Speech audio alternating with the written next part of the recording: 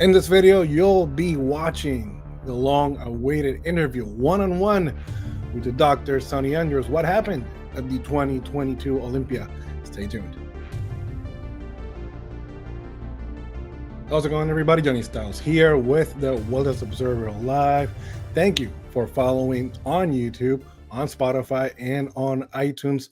Everybody and their mom has been waiting for this special video ever since the Olympia happened, and I wanted to do this quick little introduction to the video because I think it's very important for people to know why it took a little bit of time for me to do this video. Again, Sonny Andrews wasn't in the top 10 at the Olympia. A lot of people, including myself, had her in that top 5, top 6, and it was a disaster for her that weekend. And I didn't talk about her. I talked about the top 10 and some honorable mentions, but I didn't talk about people that placed, out of the top 12, if you want to call it that way. In reality, I am not here to bash people just because I want to bash people. If you don't know, and you will find out right now as I'm telling you this, my father and my mother both were sports radio analysts for over 40 years. And while, in sports, there's all sorts of conspiracies and opinions. And once you open your mouth, people are going to judge you and they're going to form their own opinions. The one thing I learned growing up, as my father passed away when I was 8 years old, my mom took his show and she became a sports analyst too. The show eventually stepped on the air for 40 years. Okay. So during that span of, growing up and learning the ins and outs of sports commentating and news and all this and the other, the one thing I learned is you got to have your facts and you got to learn as much as you can in order for you to put out there some type of news and an outlet for people to learn, understand, and, value your opinion. If you're looking for a channel that it's built on just bashing people and just talking whatever out of their whatever, well, this is not the channel for you. Because when I talk about Angela's glutes and Angela's calves, you saw my video on Jarishnia's glute lump at the Olympia. I talk with facts. I talk with things that you see bluntly. If you go back all the way to the Wellness Observer Live's Instagram, one of my first posts ever on video was calling out a competitor that bluntly, an NPC competitor, that bluntly stepped on stage with implants. And I worked really, really hard for many, many years for this class to flourish in the United States of America. And if I see something that looks suspicious, of course I'm going to call it out, no matter what. It's my opinion, after all. So did I think that Sonny put something in there? I think so. I believe me. We all saw it. There was something in there. Did she do something wrong? I believe she did. But instead of coming up here and just coming out with all sorts of opinions that I don't know, you know what I did? I waited. I contacted her. She contacted me. We both talked and we decided to meet up and do a face-to-face interview. She had no idea what I was going to question her with. So all these questions that you see is just me telling her straight up one-on-one. Again, whether you love her or you hate her, this is a competitor that has always been, has had always this underdog mentality and has won shows coming all the way from this whole underdog mentality. So again, I just wanted to put that out there before I posted the interview because, I'm not going to bash somebody just because one person or two people or three people or four people want me to bash her or they want to see her burning down to the ground. This is not what this channel is all about. Absolutely not. So I'm going to put the interview here. You guys will hear it first from her. And it's cool because, again, if a competitor is willing to do this interview with me, that's awesome. Not only for me, but for you guys as well. I know other competitors that if they saw me, they'll run away from me instead of talking to me. So I hope you guys like it. This is the road to the Arnold. I expect to do more interviews with Arnold competitors as we draw closer to the biggest show in Columbus, Ohio. Let's do this. How's it going, everybody? Johnny Styles here in a top secret location in Miami, Florida. Of course, we're in elevation. Shout out to Angel right there. You know he's watching. And of course, the interview that everybody wanted me to do, not only online, but here in person. She's real. It's all real. I'm here with the doctor. We'll see you now, Sunny Andrews. She is in Miami, Florida for a quick couple of hours, and I grabbed her right here in front of you guys, and we're gonna chat a little bit. So tell the people, what are you doing in Miami, Florida? I'm here for the ISET conference, which is an international symposium on endovascular therapy, and presenting a poster. We're poster presenters. Wow, very cool. Yeah, and we're just here for that, and then leaving town to go snowboarding. Okay. Oh wow, you're going snowboarding. Be careful. Of course. Be careful. Always. And you still took time to, yes, knock on wood. You still took time to come here and train very late at night. What did you train today? I reminded me to turn my watch off. I trained legs. It was mostly a posterior chain focused day with a little bit of quads and calves. And calves, of course. You witnessed it. Yeah, calves do matter, right? Of course. I got some footage for you guys to see at home. No joke, she did train hard, believe it or not, after all this thing that she did today, this presentation that she did today. First of all, we gotta talk about the Olympia and exactly your preparation moving forward to the Olympia. Who was your prep coach into the Olympia? George Farrow was my prep coach. He was very specifically doing my nutrition. Okay. And I had some issues with being able to train. Okay. Like I have a lower back issue. My back hurts, and I'm getting a workup done, which involves imaging. But I don't want to jump ahead of myself. Okay. But I took some time off from training when I was about I think it was 8 weeks out. So I didn't train for about 12 days. Wow. Yeah, and I, without anyone's advice, decreased my calories a lot, thinking that I needed to start cutting. And I wasn't training, so I didn't want to eat as many calories as I was when I was training. Right. Yeah. So then I kind of eased back into training and went back to the protocol I needed to, but felt like I had gotten behind a lot on prep. Okay. So how was that preparation working with George? It was good. Every time I worked with George, I end up getting really shredded. Okay. I think that there was a lot of variables in my prep that weren't accounted for, not on his behalf, but because it was a really complicated prep. Okay. Like I said, not being able to train and all these different factors, not even knowing how I train and that kind of stuff. When you're with someone in person, I think you know a lot. Wow, you have a doggy here, a fan of yours. Oh, she's so cute. Okay. So yeah, I figured that if there was any type of errors in my prep, it was mostly because it was not a straight through, no variables to consider type of thing. Leading up to the Olympia, I even talked to you. I wasn't really happy about kind of disappearing off social media. If you would have the chance to do it again, would you have disappeared again from social media? For example, now to the Arnold Classic, are we gonna see you leaving social media? Because I was used to getting updates from you in the world too, right? Yeah, of course. And I believe that not only fans but girls that follow you love seeing you and seeing your progress. Yeah. So, do you think that messed up a little bit in your mind, moving forward as you continued your prep? Well, I'll say two things. When I wasn't on social media, I think it was a really good time to try and focus on myself and try and get mentally clear, focus on things that were outside of bodybuilding. Which is also good. Yeah, so I had that focus going into my prep. But what I didn't account for was that being off of social media, actually, and I never thought of myself like this. I thought it was just I made an Instagram account and I posted on there one day and I had friends I talked to and stuff like that. I didn't realize there were people, like you just said, where you were expecting updates from me. Right. And after I got back on, and at first I wasn't on Instagram. There wasn't really anything I could do about it. And people were asking me if I was okay. And I was like, oh, that's crazy that people would reach out to me. And it actually really meant a lot to know that it wasn't just random people that follow me, but that even when I got back on, it was people like, hey, are you okay? Checking on, seeing if I cared and stuff.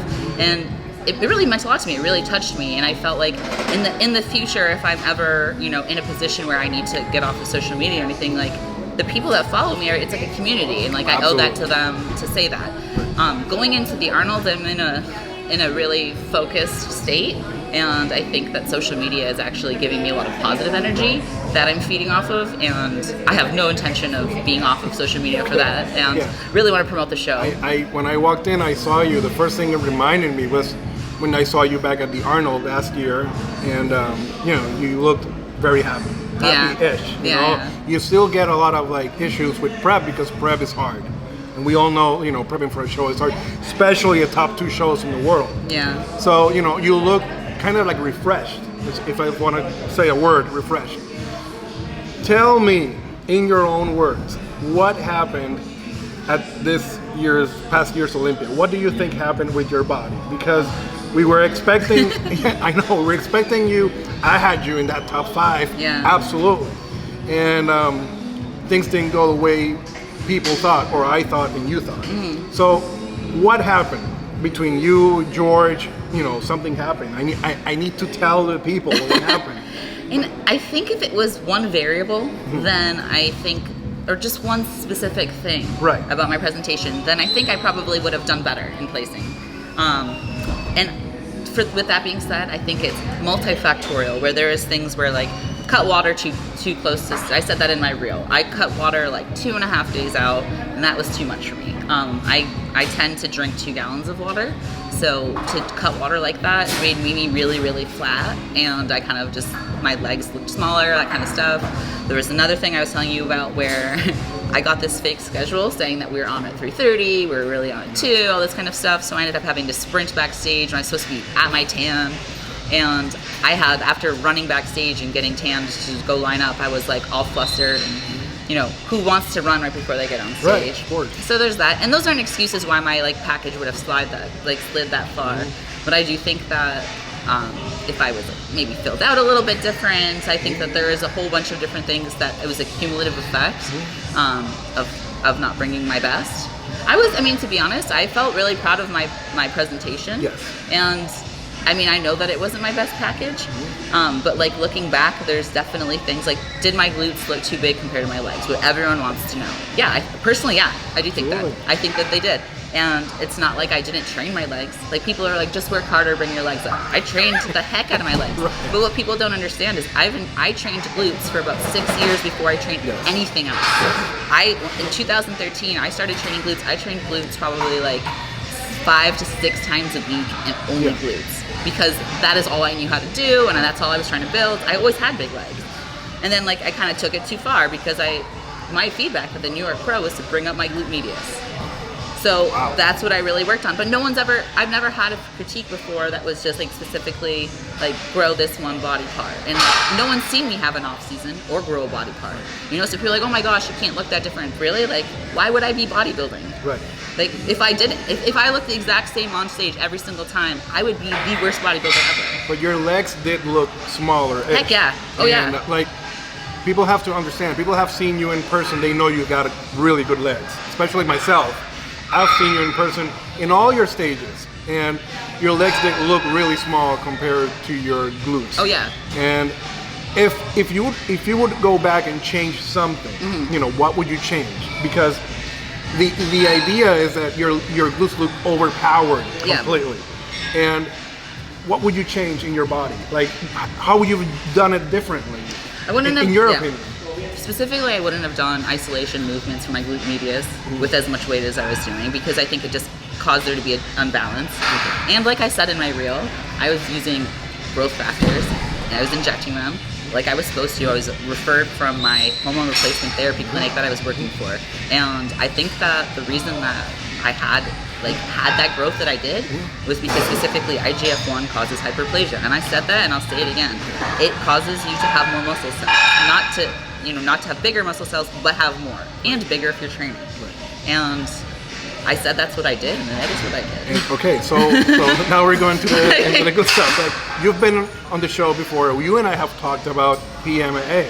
Yeah. We've talked about it. I think you and I were one of the first people that really came out and talked about it. And I know because you are in the medical field as well. And what strikes me is that you know about medicine, you know about these things, and maybe some people think since you're a medical professional, you know what to do, this and that and the other. Of all people, you understand what PMA does to a body. Yeah. So to me, it's illogical for you to do that. Yeah. And the thing You've been on stage Yeah. with people that do have it. Right. You've been on stage and you've seen people that kind of look a certain way. You totally know the look. Yes. I'm one of those people that until I get the facts straight, I won't go on air because I know the facts and I've seen you in person. You're smarter than this. Yeah. You're smarter than a lot of people that don't know anything. And I don't think it's necessarily like a smarter than or not smarter than thing. I think it's just, there's point blank. You cannot get PMMA in the United States. There you go. You can get something called Fillafel, and it's a filler for your face, but there's not a doctor in the United States that will do that. Like, so like people are gonna try and say, you have this, you have that. Also find me a doctor that injects like hyaluronic acid into your glutes. That doesn't exist either. They don't, those are not products that are, and it's not like I'm not going to like a back alley. Absolutely. You know what I mean? Like that's just not what I'm doing or would want to do. And I know there's you went to get an X-ray. Explain to the people the X-ray. So I'm gonna put it on the air. Of course. So explain what you're doing. So I have scoliosis in my thoracic spine, and I've been having a lot of lumbar pain, like I had said, and I wanted to see if I have any type of issue that would cause me to need physical therapy or get referred to get an MRI. So the first step is I went to my PCP and I told her about my back problems. And then also I thought, oh, this will be convenient because after I get this imaging done, I can post it. Right. So I did that. Unfortunately, there's no ICD-10 code that says my Instagram followers want to see that my butt's real. But, you know, I do actually have back pain. Right. So I got an X-ray. They did lateral views of lumbar spine, thoracic spine, a scoliosis survey. Everything. So, yeah, so they can see that and I was kind of upset because they took so many pictures for the scoliosis survey, and I'm like worried about getting radiated, but it is what it is. And then my PCP said that if there's, you know, after 6 weeks of failed physical therapy, then she could refer me for an MRI. Wow. Yeah, so it's not, so that my insurance covers it. If you had something, you would have seen it. Yeah, I mean, in my X-ray, I do have scoliosis. Yeah. So No. I'm talking about other injectable in your. Oh yeah, absolutely. First, you would have been able to see. Right. I mean, there's hyperlucency that if you have someone who has filler and stuff. I mean, I've seen people say, no, you need MRI. Yeah, okay, I'll get that too. Yeah. But like, you really would show up, and obviously implants show up, but they look just right. like Absolutely. Yeah, all that kind of stuff. Yeah. So no, I mean, I always say again, you and I have known each other for many years, and I think the first thing people think is they come to me and ask me. Because we know we were very close in this aspect of bodybuilding and fitness. But I mean, I would like to tell the people that are watching, it's like, it's hard for me to manifest in my head, like that you're gonna go this route when you know so much about everything goes on behind the scenes. You know what I mean? So, moving forward, for the Arnold Classic, you're invited once again. Yes, I'm so thankful. I'm really happy for that. Who is gonna help you for this prep for the Arnold Classic? Right now, because I'm just laying it out there. I feel like I need someone to hold my hand this prep. Okay. Someone who I'm working with in person, who's seeing me every day, having me check in 3 times a day, like on top of me, like really focusing on what needs to be done to have the best me on stage. Someone who's local, his name's Alex Pomeroy. Nice. He was my friend for a couple years before we started working together, but it's been really great. I feel like I'm finally getting fed. Okay. Do you see my look solid right now? Yes, she's very hard right now. Yeah. Very hard. And I've seen you also, we're good friends with Steve Musharbis. Yeah, of course. He also helps you out, and I gotta say here on film that I did appreciate your presentation. Thank you. Your posing from last year to this year has drastically changed, and I will tell you that in person as well. That means a lot to me. Of course. You know, going into the Arnold Classic, you have a list of competitors. Who would you like to see yourself get compared in that lineup? Me last year, I'd be like, this girl, I'm trying to do this. Right. But me right now, as I've evolved and I have been last call out and I've been first call out at Olympia, I'm trying to beat myself. Oh, for sure. wow. Yeah, I'm trying to be myself for No sure. name calling. Yeah, Holy there's moly. no one that I want to prove to that I can be, except knowing that if I do my prep the way that I know that I can bring my best. Did somebody impress you for the Olympia? I mean, yeah. The top 10 all looked incredible. And even out of that, I remember walking back. Well, I wasn't walking, running back to get in line, and I'm like, "Damn, she looks good. She looks good. She looks good." Like, it was impressive. It was really impressive. The quality of competitors at Olympia this year was really great. It was really great. I'm trying to see if I'm not missing anything. But again, if you would like to pick of all your shows, which is your favorite body that you've brought to the stage, a body that you would like to bring, or even better for the Arnold, which one would you pick? So right now, what I'm trying to emulate is my kind of like my size from New York Pro, because I think I was probably the most dense, with my conditioning from Texas. Yeah. Yeah, I was gonna say those two shows, but the Texas one was really good. Yeah. In my opinion. But I put on size. Right, I agree. But conditioning wise, I think that was, hands down, your best. Yeah. Are you doing anything differently for your quads now? Oh yeah. Yeah. What are you doing differently now? Well, leading up to the show. Yeah, first of all, I'm 8 weeks out and I'm training versus like not training hard, right? So that's a huge difference. I think at 8 weeks last time, I was like atrophying versus growing. I was already in the deficit. Right now, I'm still in a surplus, so that's drastically different. And something else that I think is really important is like not being in charge of my own training, because when I'm in charge of my own training, even today, not just training myself, like I have the workout that was sent to me, and I did an extra drop set, or I added, like I did this, I did that, and I don't think that that's always necessary. Less is sometimes more when you're trying to grow. So again, for training purposes, how much cardio are you doing now? 3 times a week, I'm walking in the morning for 35 minutes, and then 2 times a week, I'm doing the bike for 20 minutes. Oh boy, a lot of people are gonna hate you for that. That's what I didn't. Yeah, last prep, George stopped my cardio like 3 weeks out. I was like very lean. Like are you eating more now? Yeah. So you think now, I'm looking back at your other preps, you were under eating. Always. Oh wow. Always. The thing is, like, I have a really fast metabolism, and I always have. That's how I've always been, and I'm eating like double calories right now. Wow. Yeah. I was like 123 on stage. Right now I'm like waking up 128, 130. Pretty good for just a couple of weeks out.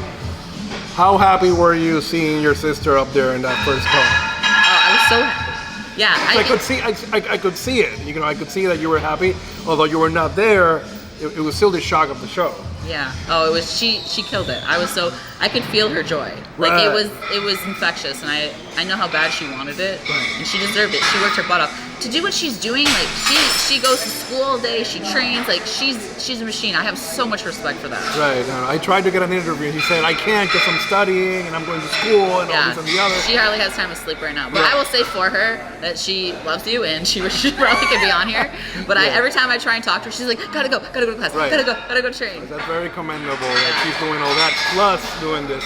And you're both gonna be right there at the Arnold, and it's gonna be awesome. Again, if you have to thank anybody watching right now, people I want to thank right now is anyone who's listened to this interview, because you guys are giving me a chance to explain myself, and it's been a rough month since Olympia, and I know a lot of people are saying a lot of stuff about me, but if you're gonna hear it from anyone, you should hear it from me, and I know that the people that are my fans, I owe you guys that. So thanks for listening, and thank you for having me on. I appreciate it. It's the first interview I've done since Olympia. Yes, and I've always said it, he's a freaking great athlete. But again, like, I think her fighting spirit is better than being here an athlete, because you've always been kind of like an underdog in a way. Yeah, for sure. And I remember, you placing third, fourth, whatever, and then winning New York Pro and all these shows, and it's like, you fought for that. Yeah. So I'm not one here to say that you're your last place and whatever. You ended up, you had a bad showing, it's done. I think it's really awesome to see how many competitors or how many girls that like you just go after you and just liking you, supporting you. I think it's really cool to see, because when you're down, that's when people really. It's gonna make me cry. I know. It's true. That's one of the powers of social media. Yeah. I believe that when you're down, that's when you see either your haters or your love, the people that love you. Yeah. And it's been really. I'll tell you guys one thing. I've gotten so many messages from you guys saying either, am I gonna do a video? Am I gonna do this, that, or the other? I always like to get to the bottom of things first. But again, as much as I've gotten you guys DMs, I got the other side of the version. It's like, we support Sunny, we love Sunny, she's amazing. Please tell her not to leave us or whatever, because you can get emotional and you can get in a very dark place. But it's very cool that you, in a way, are giving back to people, because there's a lot of people that still look up to you. Yeah. So you can never again forget that, and these people really, really back you up. So. We will be there at the Arnold Classic, and we support you 100%. If I am here in person, and I can guarantee you that this is all real right here. We're not judging boobs, but we're judging everything else. I do want to say in person that you still gotta work out a little bit more your calves. Okay. A little bit more. All right, I'll take it. I'm on it. A little bit more. It's a lateral head, right? Yes. I know. Yes, I have it on film too, so you guys can see she's working. But the quads and the hamstrings are crazy, and the glutes are there. It's just, again, it was hard to see your quads so small and your glutes so big. I know. We're not used to that. Right. So. Also, my tan was wet, so I couldn't push my quads out in my back pose. That made a big difference. Should have used a good sun ray. Whatever. This has been Johnny Styles here in Miami, Florida, with Sunny Andrews. Live in person. This is not a hologram or whatever. Follow her journey to the Arnold Classic, and we'll see you very, very soon. Bye, guys.